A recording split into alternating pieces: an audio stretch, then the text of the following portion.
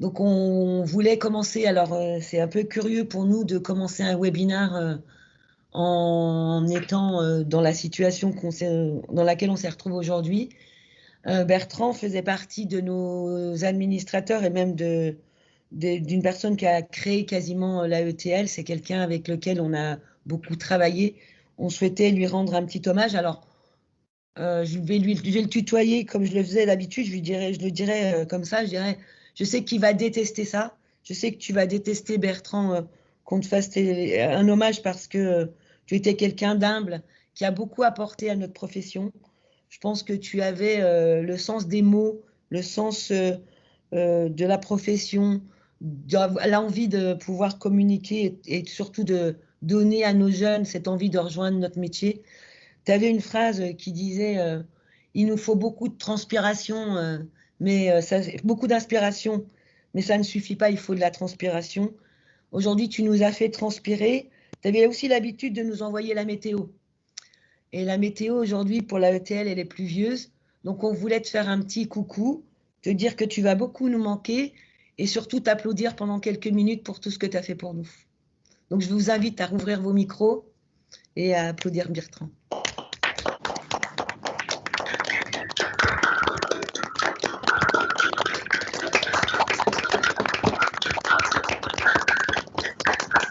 Merci.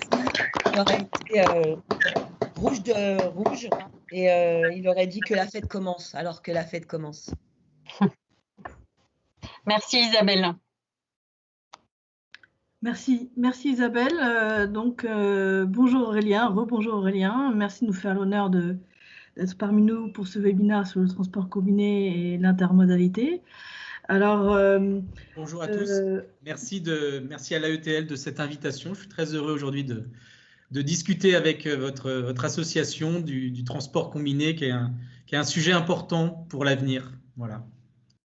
Tout à fait. Alors, brièvement, je vais vous présenter à l'ensemble de ce webinaire. Donc, vous êtes délégué général du GNTC. Vous allez nous expliquer un petit peu ce que c'est que le GNTC, ses fonctions, son rôle, ses missions.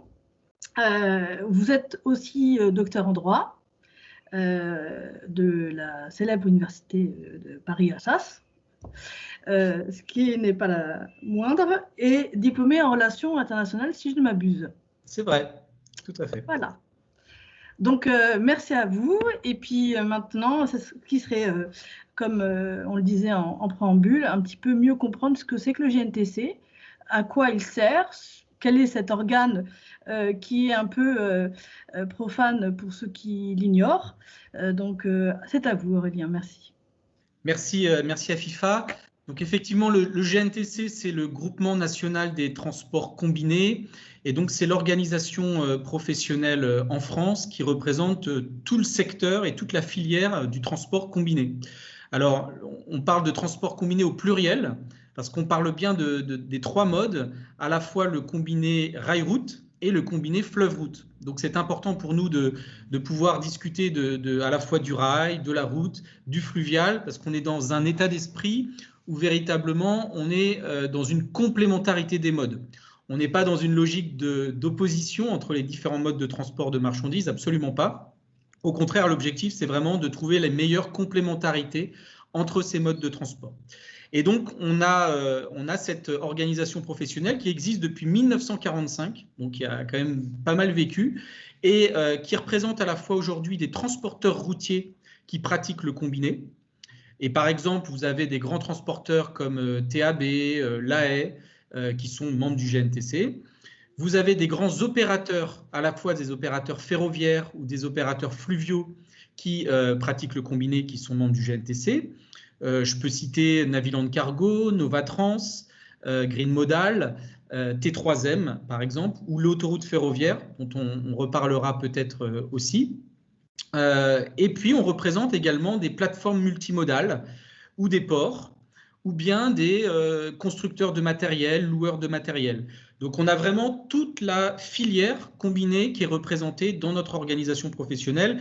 Et j'ai presque envie de dire la quasi-totalité des grands acteurs du secteur sont membres du GNTC. Donc, on a une très bonne représentativité. Donc, ça, c'est sur le GNTC. Et puis ensuite, nos missions, c'est évidemment de défendre notre filière d'activité auprès des pouvoirs publics, auprès des autres grands acteurs du secteur comme SNCF Réseau, comme VNF en particulier, ou le ministère des Transports. Notre mission, c'est de négocier aussi avec ces grands acteurs lorsqu'il y a des sujets et des dossiers en particulier. Et puis, d'une manière générale, de promouvoir et de sensibiliser au report modal et à la multimodalité auprès d'associations comme vous, auprès d'acteurs du secteur, auprès d'acteurs de la formation aussi. Donc, moi, ce que je constate souvent dans mon métier, c'est que j'ai souvent l'impression qu'il y a une forme de méconnaissance de notre secteur d'activité autour du combiné. C'est vrai que beaucoup de transporteurs routiers ou beaucoup d'étudiants ou beaucoup d'acteurs du transport ont une vague idée de ce que c'est que la multimodalité ou le report modal ou le combiné. Et donc, c'est assez préjudiciable, malheureusement. Donc, on essaye de donner de l'information, de communiquer sur le combiné, sur le report modal. Il y a beaucoup d'idées reçues parfois sur le ferroviaire, sur le fluvial. Et donc, je pense qu'il faut essayer de dépasser un peu ces idées reçues et ces différents clichés. Donc, c'est pour ça que j'essaye de faire ce travail-là et que je réponds à vos questions aujourd'hui. Merci, c'est un subtil exercice. Tout à fait, tout à fait. Mais on peut se parler en toute transparence et n'hésitez pas à être direct sur le combiné. Je suis là pour ça. Très bien. En tout cas, pour ma part, je vais en faire quelques expériences pour les prochaines questions. Donc, je rebondis sur le transport combiné. Vous en avez un petit peu parlé. Qu'est-ce que c'est exactement? Est-ce que vous pouvez nous expliquer? Est-ce qu'il y a une différence entre le transport combiné, le transport intermodal, le transport multimodal? Bon, il y a énormément de terminologie, on s'y perd. Oui. Pour moi, tout ça, ça veut dire la même chose. Donc, transport multimodal, transport intermodal, transport combiné, c'est la même chose.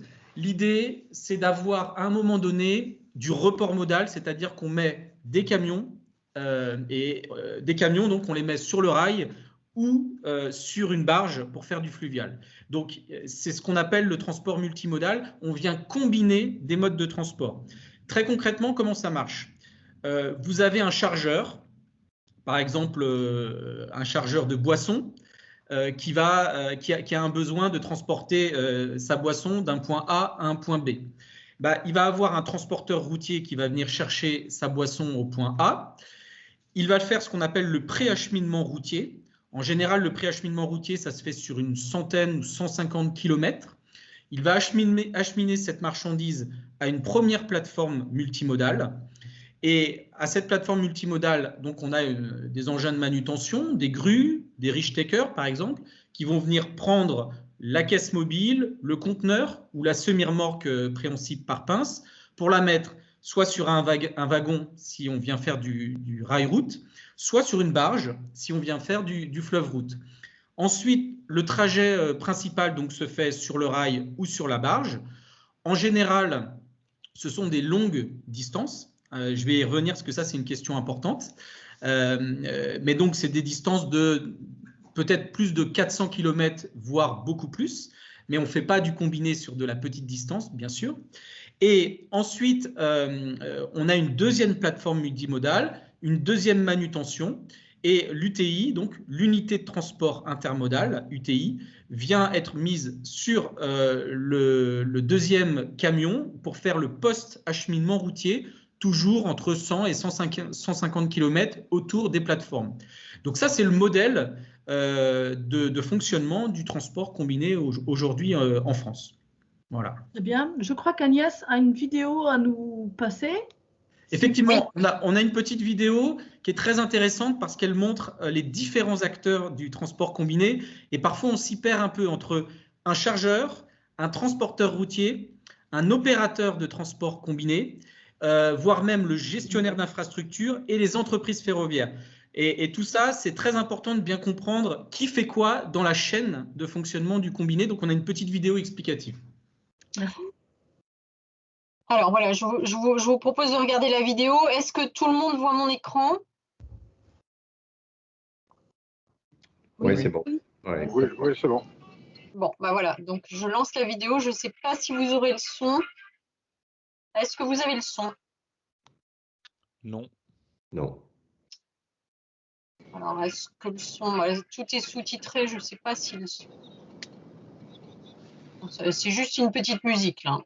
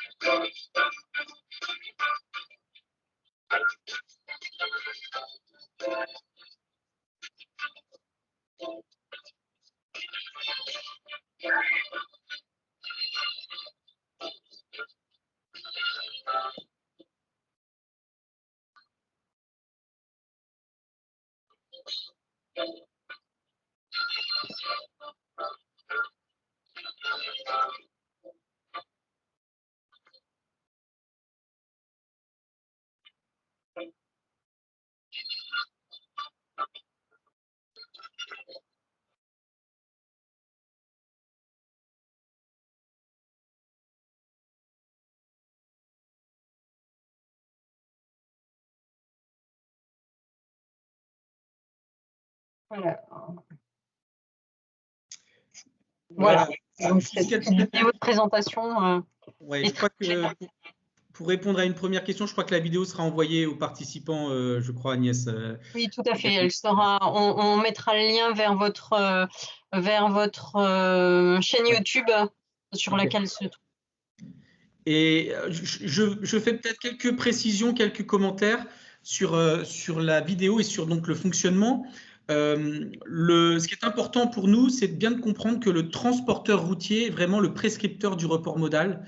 Donc, c'est à un moment donné, lui qui va décider de passer sa marchandise sur le rail.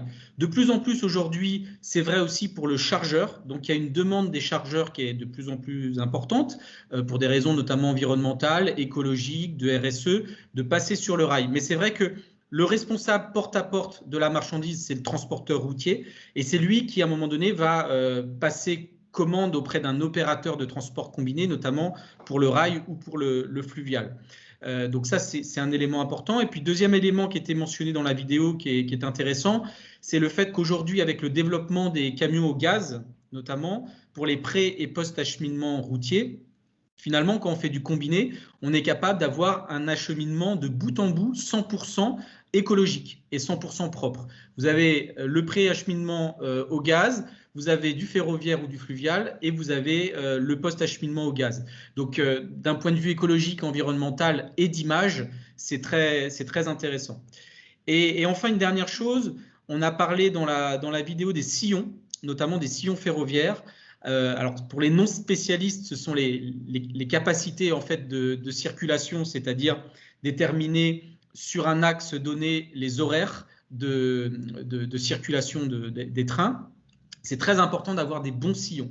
Et les sillons sont achetés donc par les opérateurs de transport combiné aux gestionnaires d'infrastructures, donc SNCF Réseau.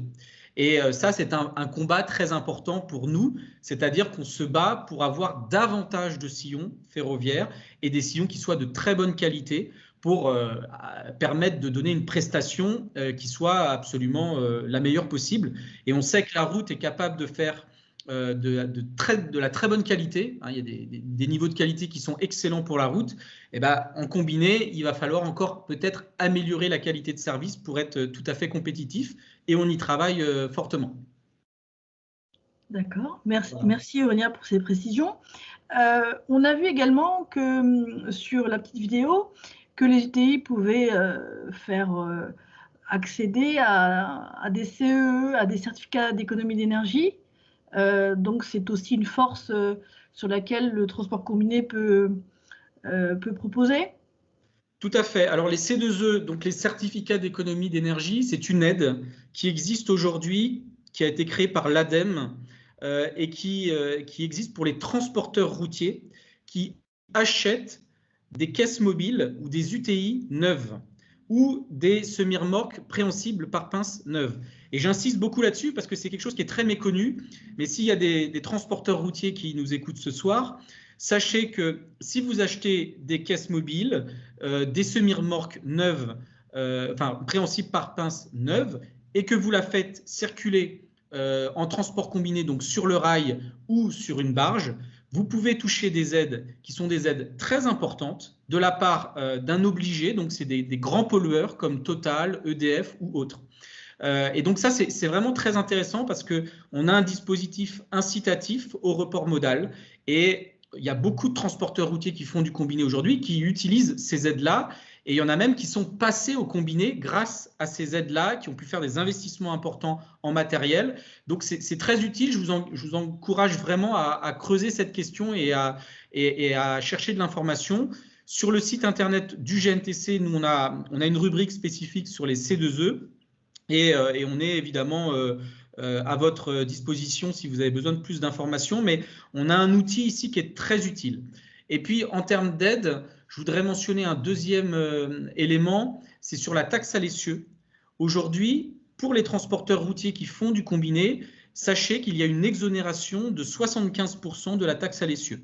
Voilà, donc ce n'est pas anodin et c'est toujours utile de le savoir, sachant que c'est pareil, je crois que c'est assez méconnu chez les transporteurs routiers.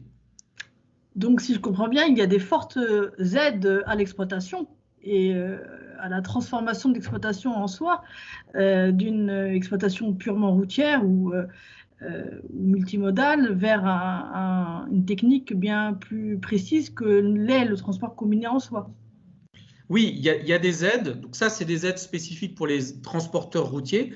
Il y a aussi des aides pour les opérateurs de transport combiné. C'est ce qu'on appelle la fameuse aide à la pince. Et donc, dès lors qu'il y a une manutention sur un terminal de combiné, l'opérateur fluvial ou ferroviaire va pouvoir toucher une aide à la pince. Donc, ça permet au secteur aussi d'aller un peu mieux, si je puis dire. Et puis, aujourd'hui, on est dans une actualité aussi qui est assez forte. Et donc, on a des aides ou en tout cas un plan de relance du gouvernement qui va certainement permettre de pousser le combiné et le ferroviaire. Mais je crois qu'on va peut-être en parler un peu plus tard. Oui, bien sûr. Donc, on a bien compris que le transport combiné faisait partie du transport intermodal. Donc, j'ai bien noté aussi que le transport intermodal, multimodal était équivalent. Mais est-ce qu'on peut, nous, novices ou un petit peu plus alertes sur le transport combiné, avoir plus d'explications de votre part sur comment est organisé, en tout cas d'un point de vue logistique ou plateforme multimodale ou de chantier ferroviaire en France? Comment on s'organise la différenciation, la dissociation entre le transport intermodal et le transport multimodal? Alors, pour moi, c'est un peu la même chose, pour le coup. Par contre, en termes de logistique, aujourd'hui, ce qu'il faut regarder quand vous êtes un transporteur routier, c'est les flux qui peuvent être proposés par les opérateurs, ferroviaires ou fluviaux. Et il existe donc des plans de transport. Sur le site internet du GNTC, on a le plan de transport de tous les opérateurs ferroviaires et fluviaux qui existent en France, et donc qui vous permettent de voir les offres et les prestations de services qui sont offertes par les opérateurs.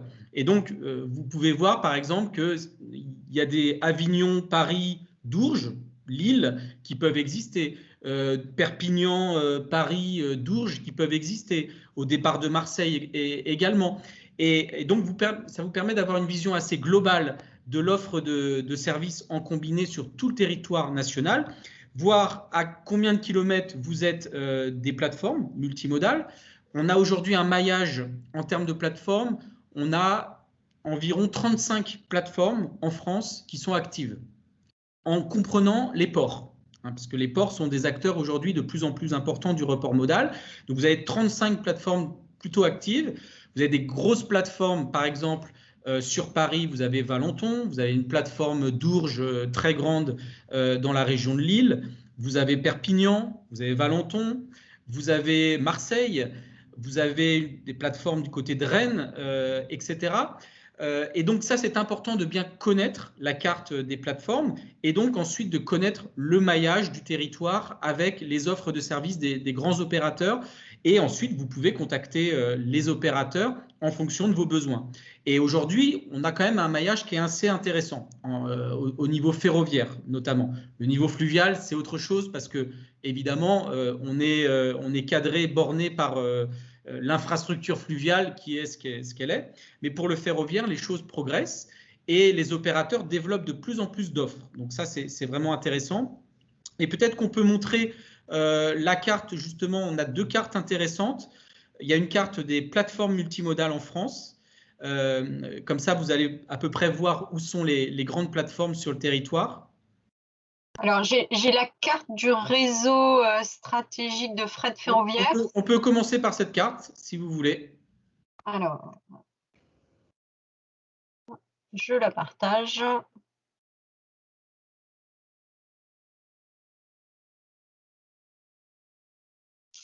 La connexion est lente. Voilà, vous devriez… Voilà, on la voit.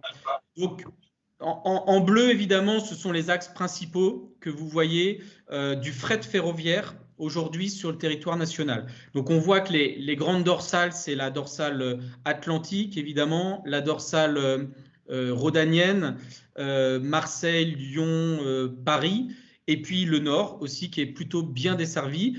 Et évidemment, les liaisons avec soit l'Italie, soit l'Allemagne, la Suisse, la Belgique et l'Espagne. On a aussi une connexion avec Rennes, où on a une plateforme intéressante, et donc on a notamment des liaisons importantes Rennes, Paris, Lyon, qui peuvent exister. Alors, une petite précision et des éléments de compréhension. Sur cette carte-là, on ne voit pas que du combiné.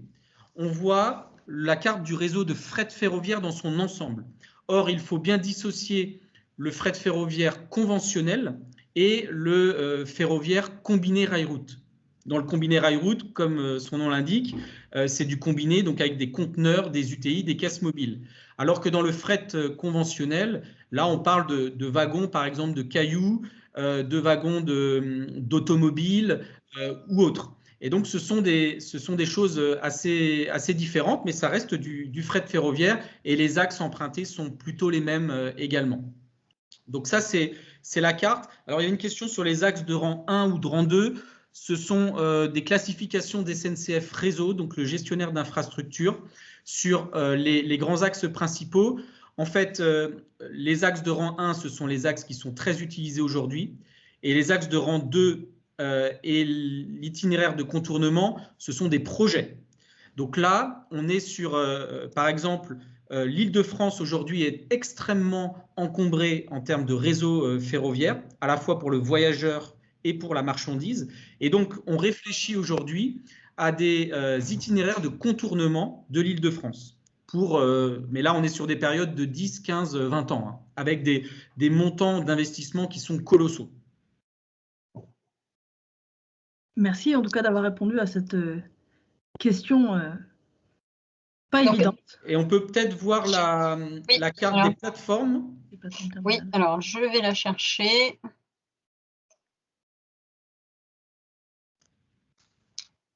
Je ne sais pas pourquoi je ne la vois pas là aussi. Vous disiez, Aurélien, qu'on avait 35 plateformes, c'est ça, sur la totalité de la France? Active. Oui, tout à fait. Il y a 35 plateformes actives et on estime aujourd'hui qu'il y a un besoin d'environ 15 nouvelles plateformes dans les 10 prochaines années. Ça, c'est très important. Aujourd'hui, on a un réseau de plateformes qui demande à être rénové. Et comme on prévoit aussi un développement très important du transport combiné, il faut évidemment aussi développer de nouvelles plateformes avec de la création de plateformes. Et donc, on estime le besoin entre 10 et 15 nouvelles plateformes d'ici 10 ans. Je vous donne un exemple. En Île-de-France, on a 2-3 plateformes très actives, mais qui aujourd'hui sont quasiment saturées. Et donc, en Île-de-France spécifiquement, il faut à minima 2 nouvelles plateformes dans les 10 prochaines années. Donc, tout l'enjeu aujourd'hui, c'est un travail qu'on fait au niveau de la filière, c'est de déterminer les bons emplacements et les bonnes localisations géographiques de ces plateformes. Donc, ça demande d'avoir évidemment les besoins des transporteurs routiers, ça demande d'avoir les besoins des opérateurs ferroviaires en particulier. Mais c'est quelque chose qui est primordial pour nous, le développement et la création de nouvelles plateformes en France. Donc, vous voyez cette carte. Alors, on a à la fois des terminaux SNCF Réseau, donc qui sont propriétés des SNCF Réseau et du gestionnaire d'infrastructure, et on a des terminaux qui sont privés ou qui sont parapublics ou privés-publics, voilà, qui peuvent exister. Et on a des terminaux qui sont à la fois des terminaux trimodaux, donc rail, route, fleuve, et vous avez des terminaux qui sont seulement rail-route ou fleuve-route également. Et puis, vous avez les ports. Donc là, c'est les terminaux rail-route mer avec les grands ports qui font du report modal comme évidemment Le Havre, Marseille, Cherbourg, Dunkerque, etc. Voilà pour cette plateforme. Donc, vous voyez que le maillage existe, mais qu'il demande à être évidemment développé.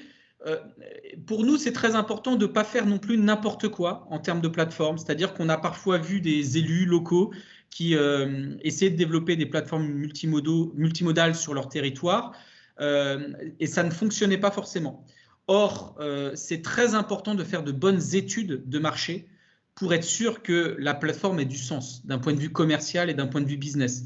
L'objectif, ce n'est pas de faire une plateforme magnifique dans un territoire et qu'il n'y ait jamais aucun train ou qu'il n'y ait jamais aucun camion qui y passe. Ce n'est pas du tout l'objectif. L'objectif, c'est d'avoir une infrastructure qui soit une bonne infrastructure et qui réponde à un besoin. Voilà.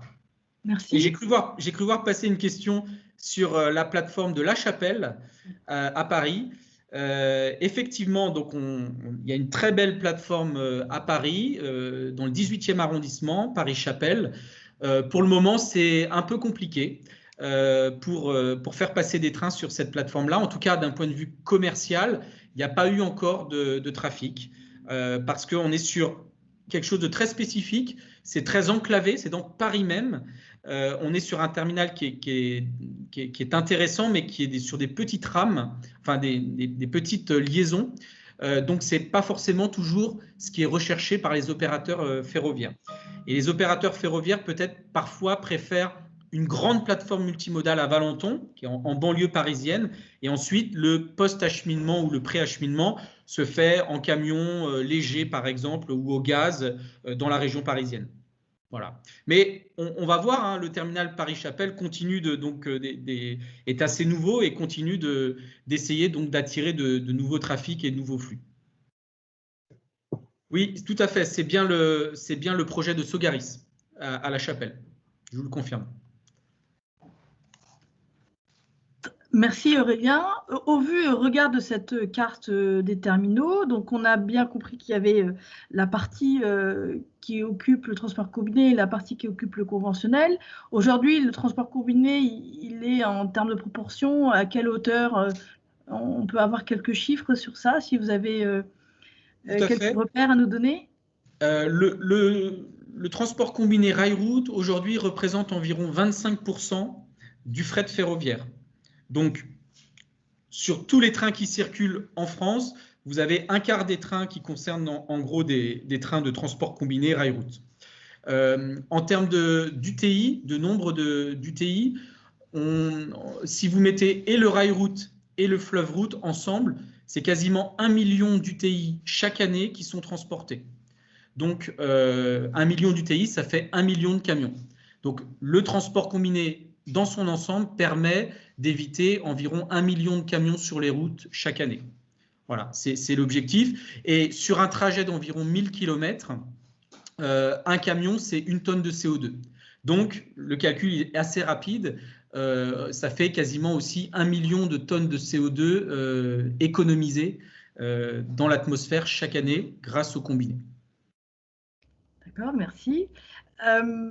Toujours pour rebondir sur les plateformes ferroviaires, les chantiers ferroviaires et le transport combiné, bon, c'est une question un peu particulière. À votre sens, qu'est-ce qu'il faudrait, quels sont les ingrédients magiques pour avoir une bonne plateforme ferroviaire ou un chantier de transport combiné?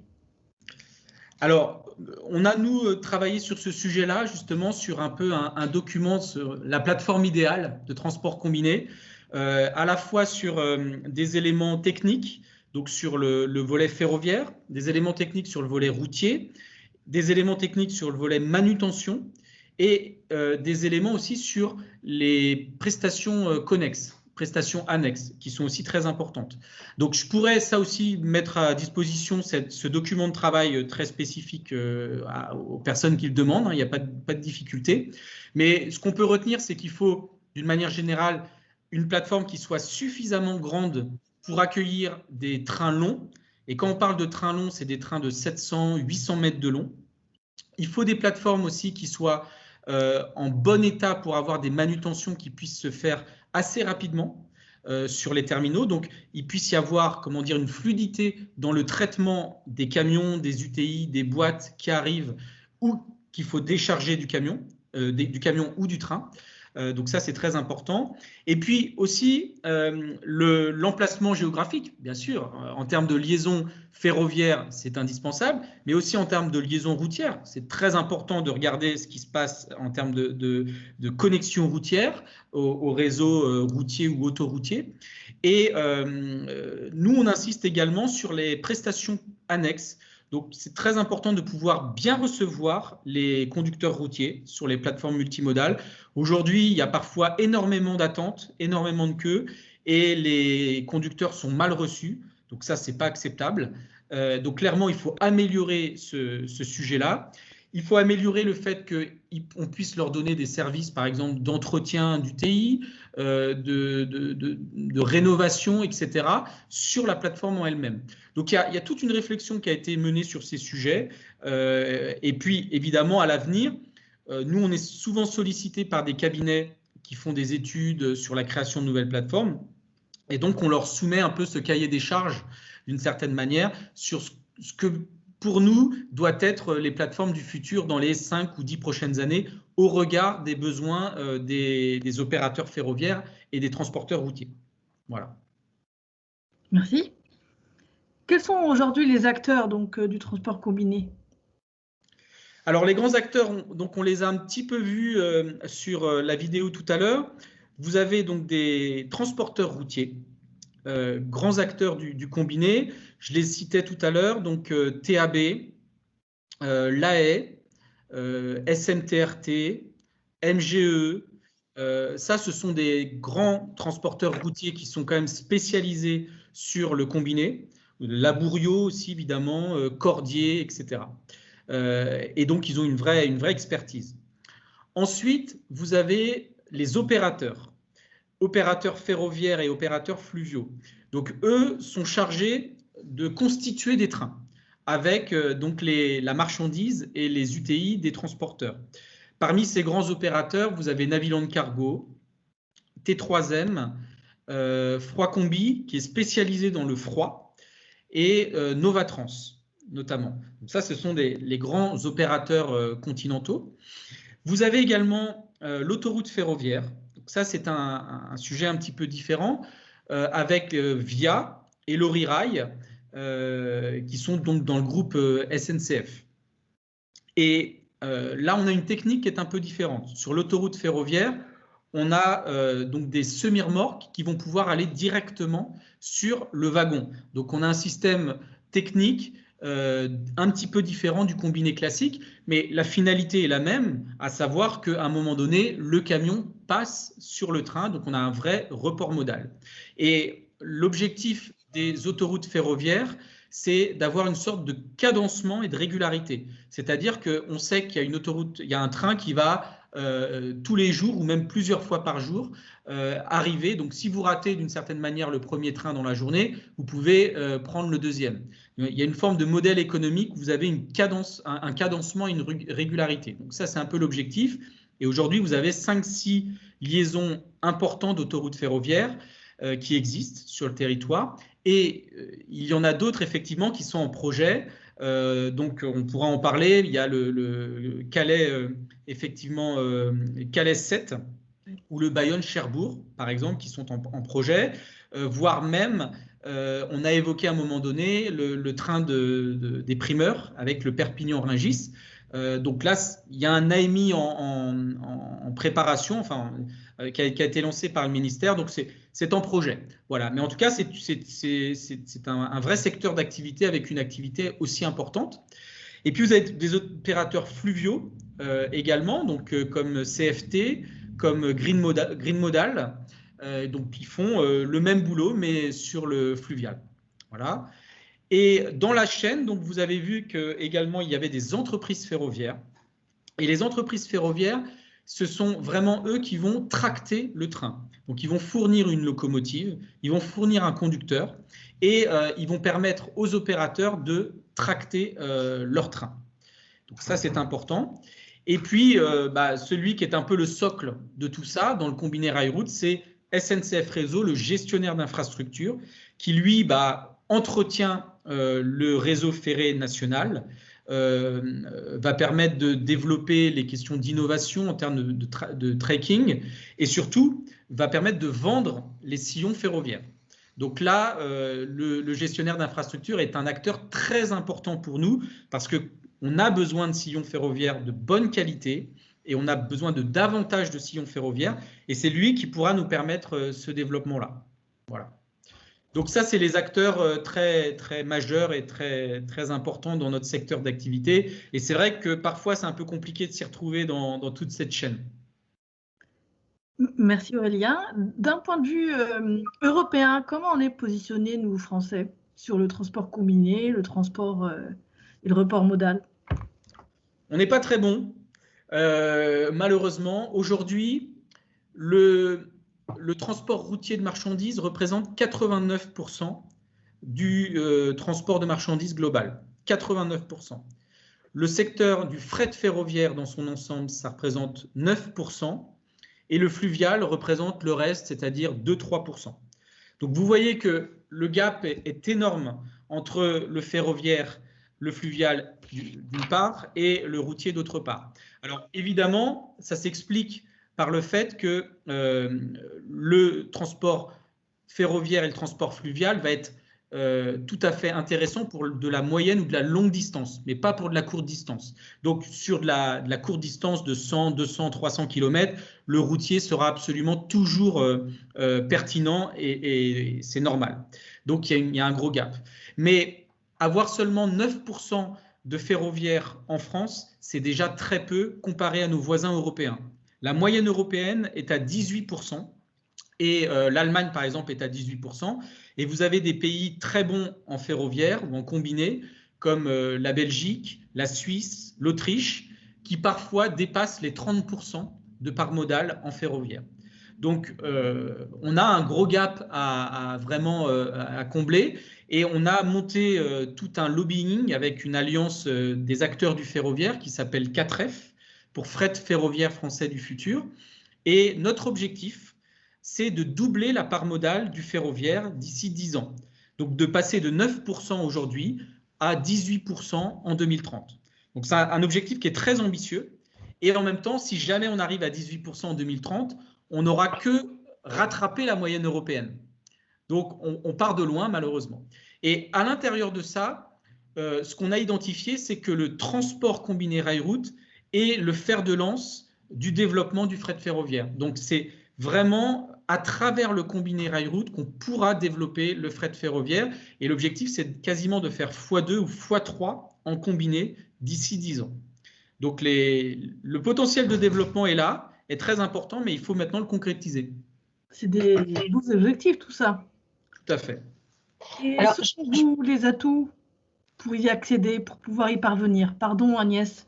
Non. Et après cette réponse-là, on laissera la parole aux différents invités pour qu'ils puissent poser leurs questions. Alors, sur les atouts, je fais rapide pour effectivement laisser la parole un peu aux questions. On a des atouts très importants, surtout du point de vue écologique et environnementaux. On a le transport combiné et le fret ferroviaire d'une manière générale, c'est quasiment divisé par 9 les émissions de CO2. C'est divisé par 6 la consommation d'énergie. C'est permettre d'éviter 50 000 morts de pollution atmosphérique chaque année. Donc on a des éléments écologiques qui sont très importants et qui sont incomparables entre le ferroviaire, le fluvial et la route, d'autre part. Donc ça, c'est un élément très, très fort. Il y a une dimension écologique aujourd'hui dans le débat public et une prise de conscience chez nos concitoyens qui est très forte. Et donc, les chargeurs aussi également ont pris conscience de cette question-là. Et il y a des programmes comme Fret 21 ou comme le programme EVE, je pense que beaucoup d'entre vous connaissez ces programmes-là, pour inciter au développement notamment du report modal. Ça, c'est de plus en plus utilisé par les chargeurs et par les transporteurs routiers qui sont de plus en plus intéressés par donc ces questions écologiques et environnementaux. Il y a un deuxième volet qui est aussi le fait de pouvoir massifier. Un train en combiné, c'est l'équivalent de 40 camions. Donc, il y a une massification aujourd'hui qui peut être très utile. Et pour un transporteur routier, en termes d'organisation logistique, c'est très utile parce qu'au lieu d'avoir toute une flotte de conducteurs routiers sur tout le territoire national, quand il fait des longues distances à plus de 1000 km, il doit prévoir des conducteurs à chaque endroit qui partent pour de longues distances. C'est compliqué. Avec le combiné, vous avez des conducteurs qui partent à la journée et leur trajet consiste à circuler autour de 100 à 150 km autour des plateformes multimodales. Donc ça change quand même la donne en termes d'organisation logistique aussi pour un transporteur routier. En plus de ça, et je terminerai là-dessus, aujourd'hui, vous savez qu'il y a quand même une pénurie de chauffeurs routiers. Il y a un manque d'attractivité dans nos métiers qui est très importante. Le combiné permet de pallier cette pénurie de chauffeurs routiers. On a moins besoin de chauffeurs routiers si on met plus de camions sur les trains ou sur les barges. Voilà un petit peu l'idée. Merci. Bon, alors là, on va vous donner la parole. Il y a déjà 2 questions. Alors, les autres questions avaient déjà été posées. Alors, il y a une question sur les sillons ferroviaires. Sont-ils en nombre limité? Alors, les sillons ferroviaires ne sont pas illimités, effectivement. Donc, il y a un nombre limité. Et surtout, le problème, c'est que sur le réseau ferré national, il y a à la fois de la marchandise qui passe, mais il y a aussi beaucoup de voyageurs. Et donc, il y a malheureusement une concurrence entre le voyageur et la marchandise qui peut exister. Et souvent, le fret ferroviaire est un peu le parent pauvre. Et donc, il faut se battre pour essayer d'avoir des bons sillons et des sillons de qualité fiables auprès du gestionnaire d'infrastructure. Donc ça, on y travaille beaucoup. Et puis, en même temps, le groupe SNCF a pris conscience de cette question-là depuis un certain nombre de temps. Et donc, ça progresse. Mais il y a encore un petit peu de travail à faire.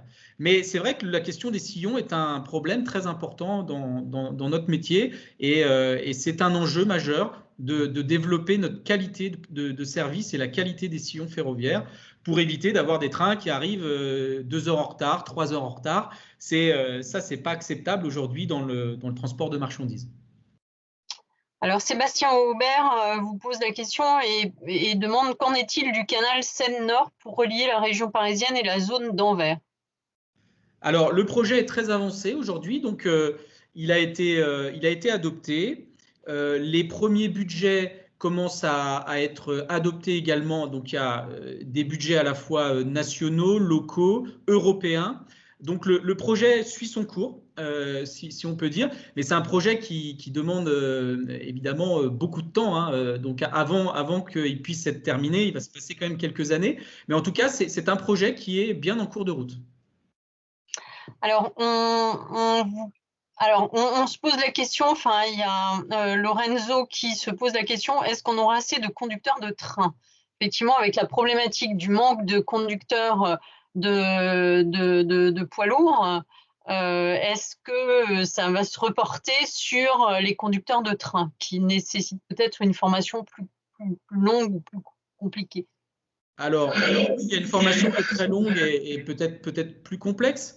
Pour le moment, ce n'est pas un problème qu'on a identifié en tout cas, donc on n'a pas de problème de conducteur de train. Donc, en tout cas, voilà, ce n'est pas une difficulté pour nous. Puis il faut savoir que, comme je le disais, un train, c'est l'équivalent de 40 UTI, 40 camions. Donc on n'aura pas besoin forcément d'autant de conducteurs de train qu'on peut avoir besoin de conducteurs routiers. Voilà, mais en tout cas, pour le moment, ce n'est pas une difficulté qu'on identifie. Alors, il y a une question sur le programme EVE qui est un petit peu, effectivement, vous en avez parlé tout à l'heure, qui est relativement bien connu des transporteurs routiers avec les labels CO2 et voilà, et tout ce qui s'en rapproche. Donc, est-ce que vous pouvez juste, pour ceux qui ne connaissent pas ce programme, en dire 2 mots?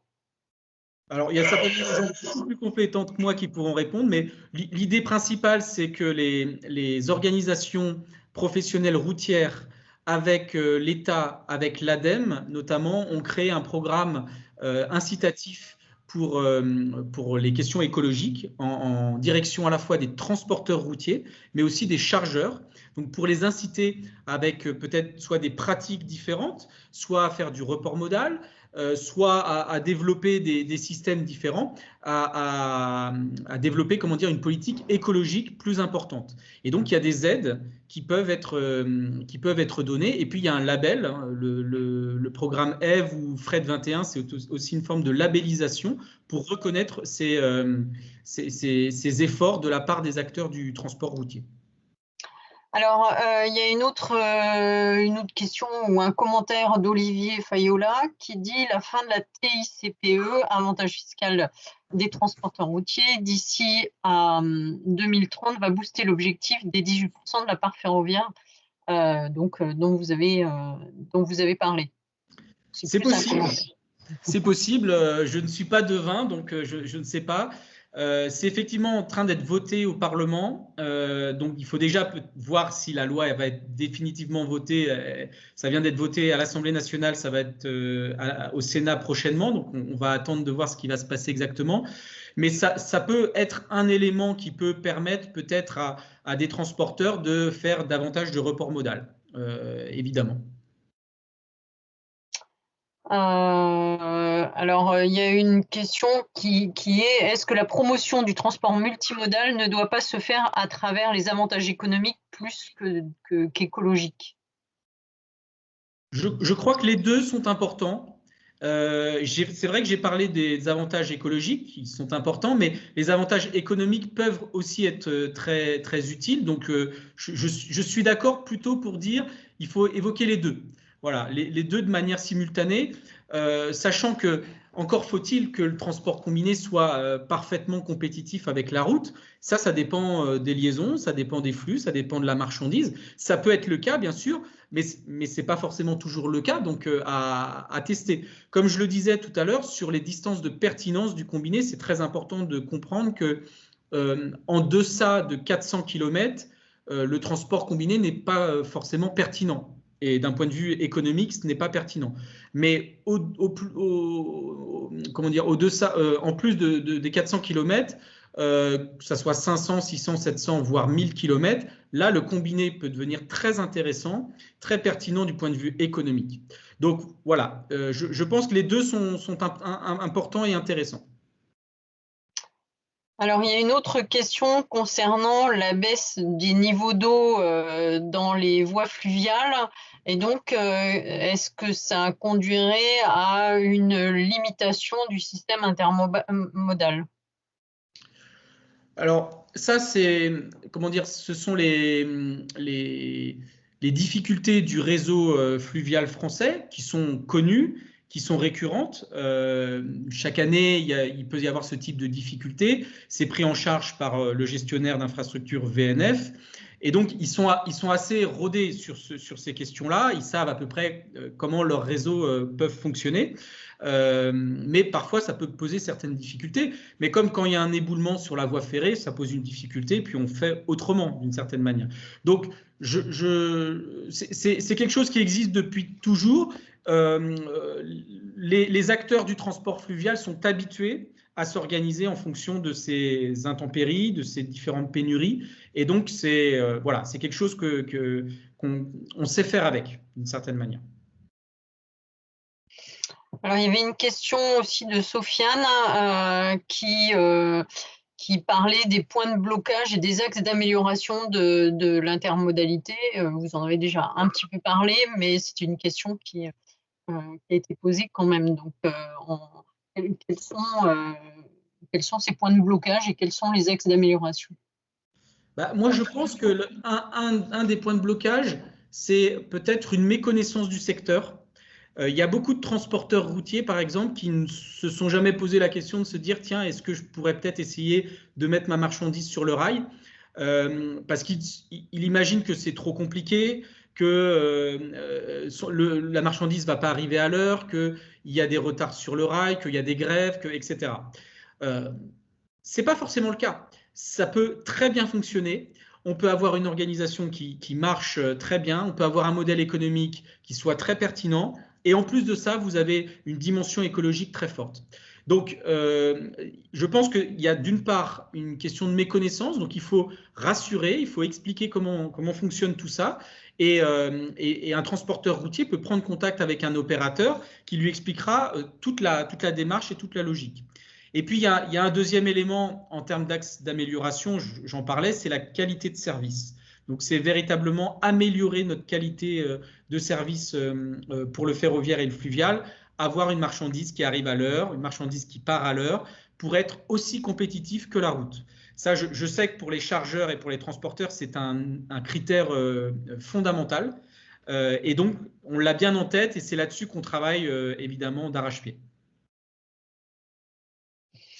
Oui, ça rejoint le service rejoint aussi la politique d'entretien de SNCF Réseau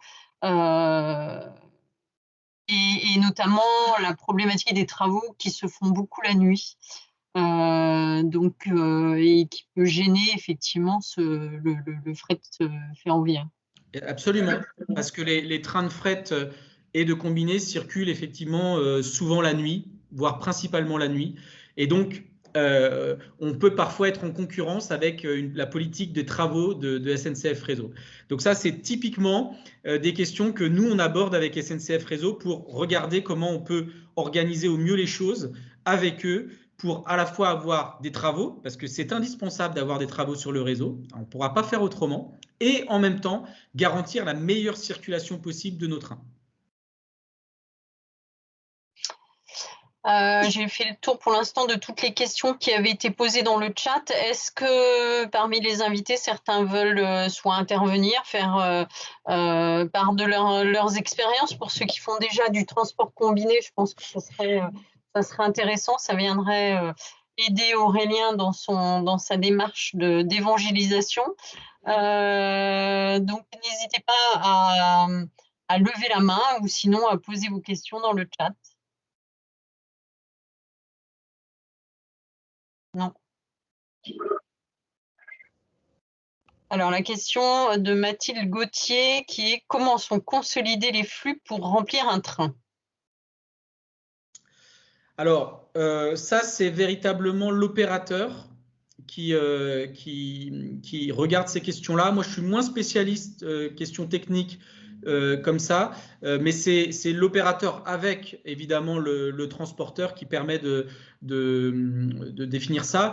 Je voudrais juste mentionner qu'on a parfois tendance à croire qu'il n'y a que certains types de marchandises qui peuvent faire du transport combiné ou du fret ferroviaire. C'est pas vrai.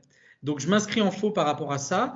Aujourd'hui, on est capable de transporter quasiment tout type de marchandises en transport combiné, et même de la marchandise dangereuse. Et on a même développé des systèmes d'innovation pour transporter des marchandises très spécifiques. Je vous donne un exemple pour le transport de voussoirs.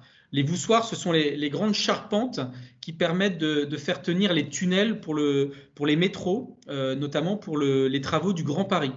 Et donc, il y avait un trafic pour transporter des voussoirs de Rennes à l'Île-de-France pour alimenter donc les travaux du Grand Paris. Donc, c'est des charpentes très spécifiques. Ce n'était pas possible de les transporter forcément en camion ou sur du fret ferroviaire classique. Et donc, on a construit, avec des innovations spécifiques, des caisses mobiles spécifiques pour accueillir donc ces voussoirs. Et aujourd'hui, donc, les voussoirs sont transportés en combiné rail-route, donc sur le train, de Rennes à l'Île-de-France, grâce à cette innovation. Donc, ça vous montre qu'on est capable de transporter tout type de marchandises avec un peu d'innovation. Et ça permet de lever certains freins aussi. Alors, une autre question: que pensez-vous du rôle du wagon isolé dans la démocratisation du transport combiné? Le wagon isolé.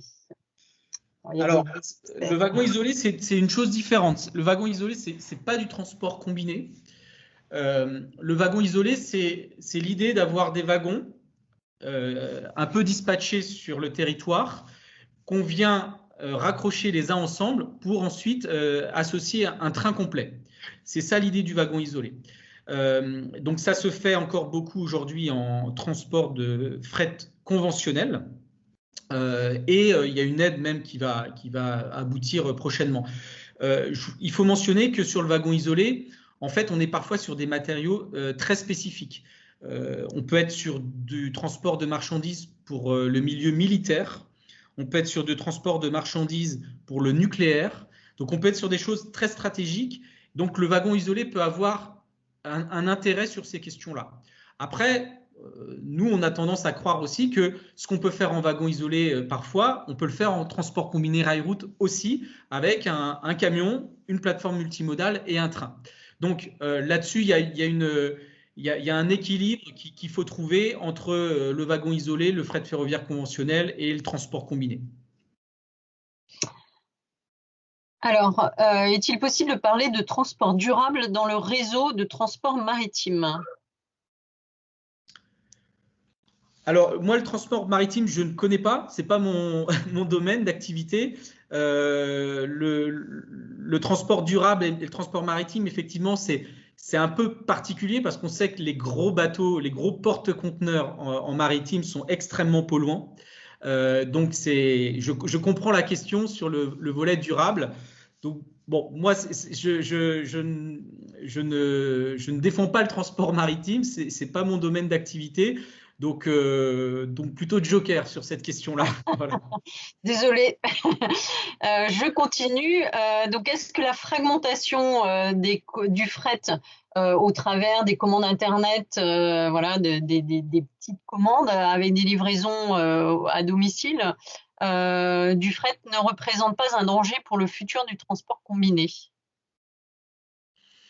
Non, je ne crois pas. Je ne crois pas que la fragmentation de ces différentes commandes. Au contraire, aujourd'hui, on sait qu'il y a beaucoup d'acteurs de la grande distribution, voire même des acteurs comme Amazon, qui peuvent utiliser du transport combiné.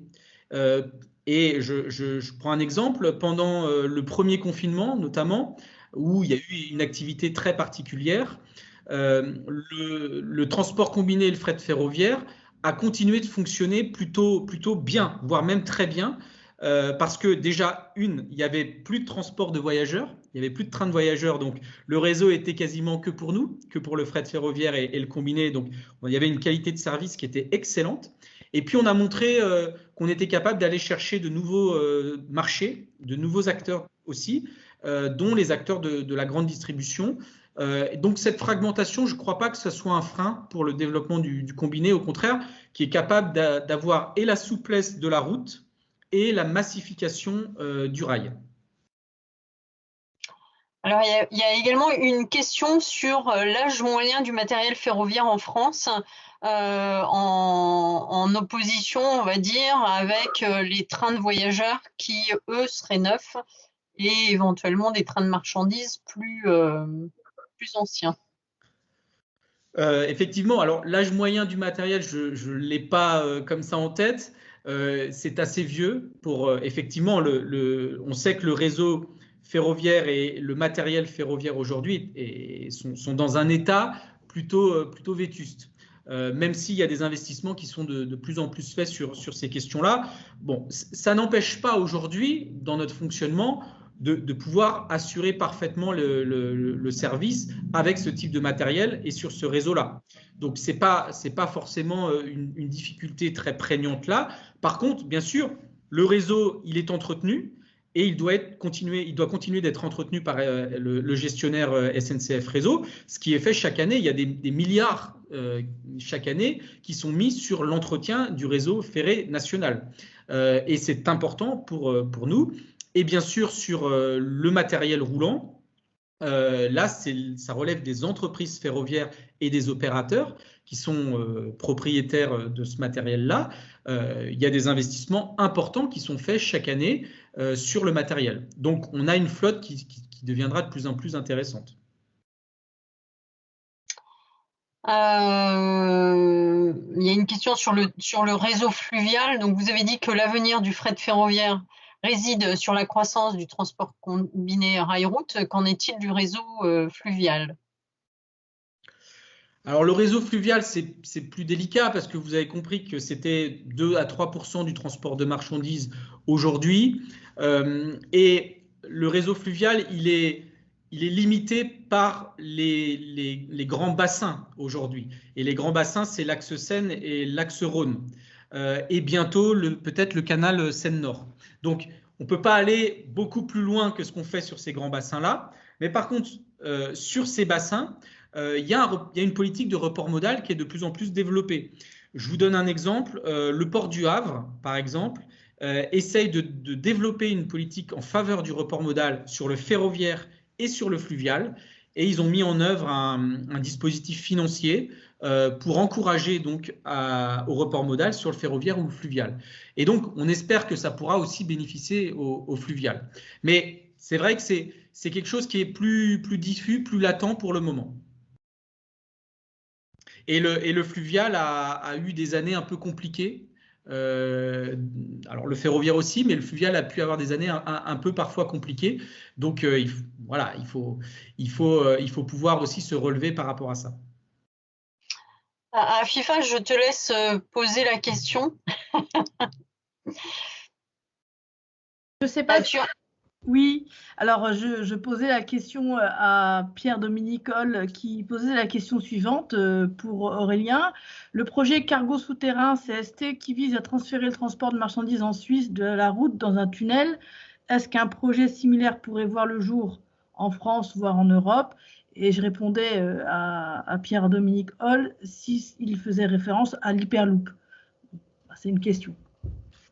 J'ai pas d'éléments à vous apporter là-dessus, ni sur l'Hyperloop, ni sur le projet CST. Je ne connais pas trop exactement ce projet CST. C'est pas des choses qui sont pour le moment évoquées particulièrement en France dans le développement du combiné ou du ferroviaire. Aujourd'hui, les grands enjeux pour le ferroviaire, c'est d'avoir un réseau ferroviaire dans 10 ans qui soit un réseau qui répond à nos besoins. Et donc, par exemple, tout à l'heure, je vous montrais la carte. les questions de contournement des grandes agglomérations, ce sont des enjeux majeurs. La question de développer les capacités terminalistiques, donc sur les terminaux, ça, c'est des questions majeures. Mais sur le volet Hyperloop ou cargo souterrain, ce n'est pas des sujets pour le moment qui sont très abordés dans notre filière. Il y a par exemple la question de l'hydrogène qui est de plus en plus abordée sur nos secteurs d'activité, mais c'est la même chose, ça va prendre quand même quelques années aussi. Et alors, juste pour terminer, sur la Suisse, la Suisse est un des très bons élèves en Europe. Donc, c'est vrai qu'ils sont toujours sur des projets très intéressants, très importants de report modal. Ils sont un peu en avance sur leur temps. Aujourd'hui, c'est vraiment c'est un des pays qui fonctionne très bien sur le fret ferroviaire, notamment.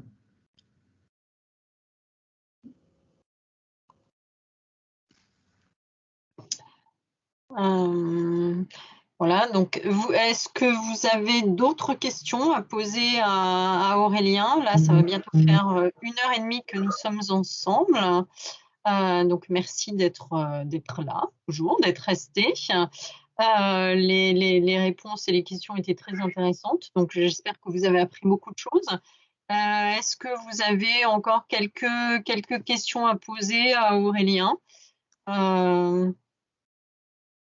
Ou toujours des commentaires à faire ou des expériences à apporter? Moi, en tout cas, je n'ai pas de commentaires, mais c'est Olivier Wettig. Bonsoir à tous. Je tiens en tout cas à vous remercier, Aurélien et Afifa, ainsi qu'Agnès, parce que c'était très enrichissant et j'ai appris plein de choses. Alors j'en connaissais un petit peu, mais pas tout. Je pense que vu de loin, on se pose toujours plein de questions, on n'ose pas, etc. Donc en tout cas, c'était très intéressant et votre présentation au début, je pense, va répondre à pas mal de questions, surtout des jeunes qui faisaient pas la différence entre les opérateurs, les transporteurs, les chargeurs, etc., etc. Donc en tout cas, merci à vous. Alors, il y a Alain Spitz qui veut poser une question. Donc, Alain, vous avez la parole. Oui, bonsoir. Bonsoir. Ma question, elle porte sur… En fait, j'ai remarqué que les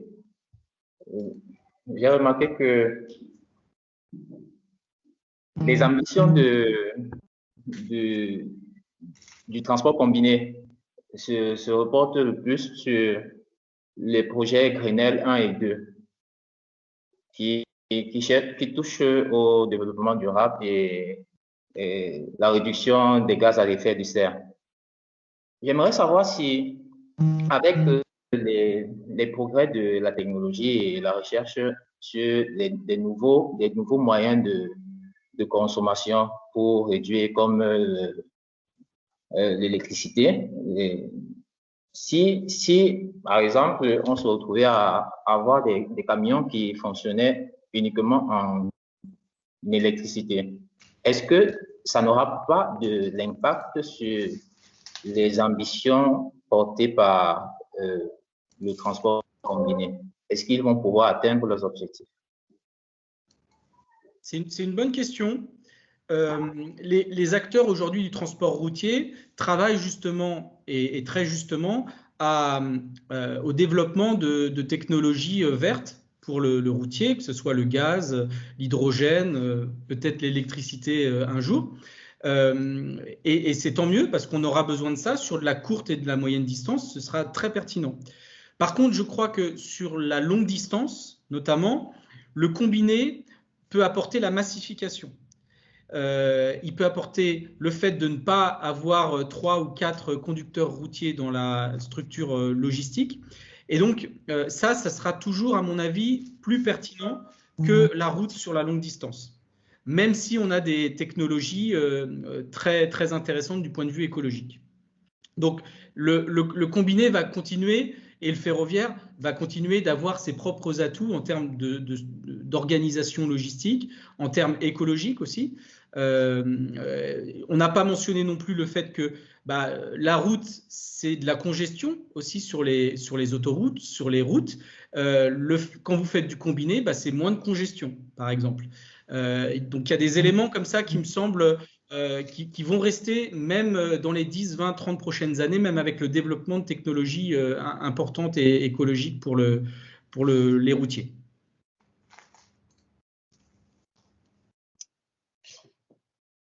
Alors, bon, on vous dit merci pour ce webinaire.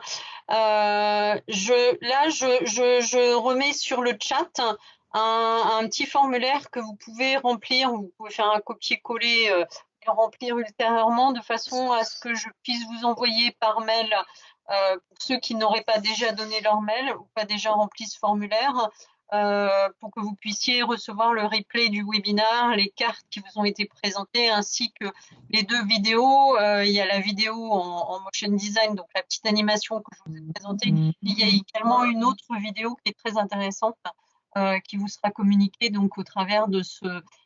si vous nous communiquez vos coordonnées mail, sinon vous pourrez les retrouver sur les différentes chaînes YouTube et du GNTC et de l'AETL, mais ce sera plus simple de les recevoir par mail. Alors, il y a une dernière question. Est-ce que l'utilisation des réseaux existants de transport en commun dans les villes pourrait être utilisée pour la distribution des marchandises dans les hypercentres? C'est une question qui avait déjà été posée. Oui, c'est de l'intermodalité qui avait déjà été posée lors d'un webinaire qu'on avait fait sur la logistique du dernier kilomètre. Mais je vous laisse répondre, Aurélien. Oui, là, on est sur un domaine très spécifique sur la distribution urbaine. C'est moins mon domaine, donc je suis moins qualifié pour en parler. J'ai du mal à imaginer comment utiliser vraiment les transports en commun aujourd'hui dans les villes pour la distribution de marchandises. Moi, j'habite à Paris et quand je vois comment les bus ou le métro peut être bondé actuellement, j'ai du mal à l'imaginer, mais pourquoi pas, à voir. Il faut creuser de toute façon toutes les bonnes solutions. Mais bon, encore une fois, moi, je suis pas qualifié spécifiquement sur la question de la logistique urbaine, donc ça n'est que mon avis.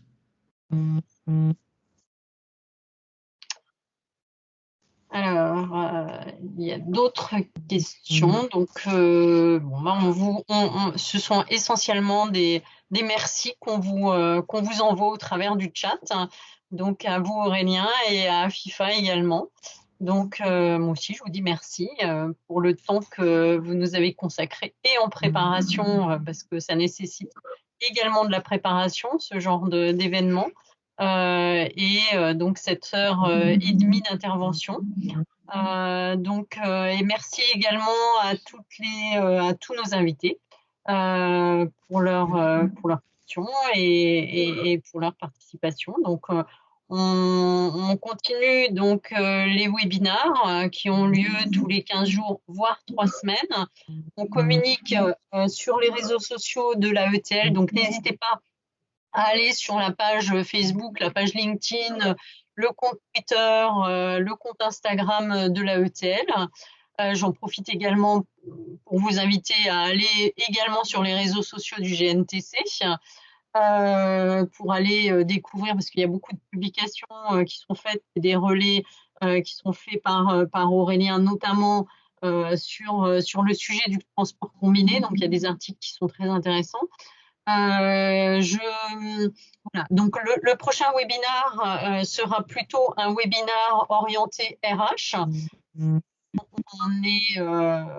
Et c'est une RRH d'un grand groupe de transport français qui interviendra sur le SEV digital.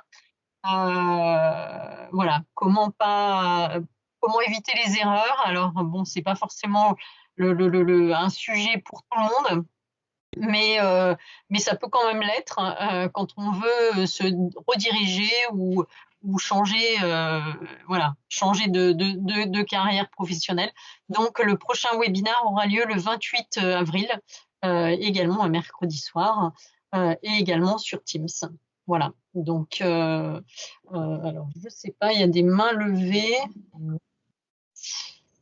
Alors, quelles sont les mains levées? Alors, il y avait Pierre-Dominique. Ah non, mais c'est des mains qui sont restées levées. Donc,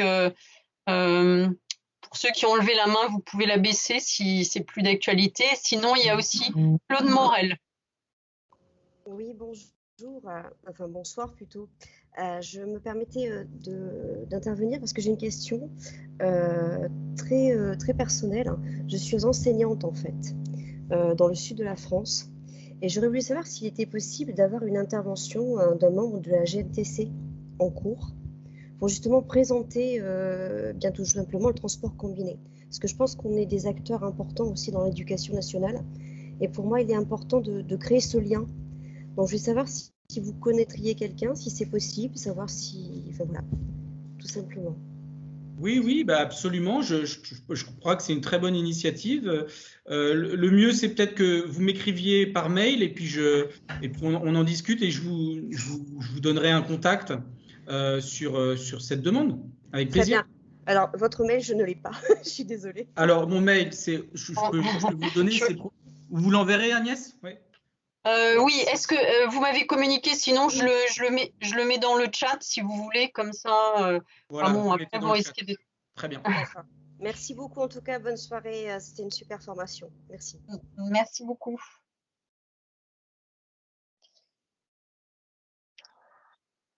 Voilà, donc bon, alors je mets votre adresse mail que je n'ai pas en tête, donc je suis obligée d'aller chercher.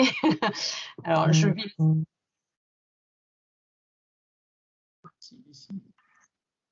Je vais la mettre sinon, Agnès, hein, je vais l'écrire dans le chat, ça va être plus simple. Ça sera plus simple parce que là je suis en train de. Je suis sur mon mail. Voilà. Bon, bah, ravi que ça vous ait plu. Merci d'être resté jusqu'au bout, puisque ça fait 1h35. Bon, bah, je vous souhaite à tous une bonne soirée, en espérant vous revoir bientôt.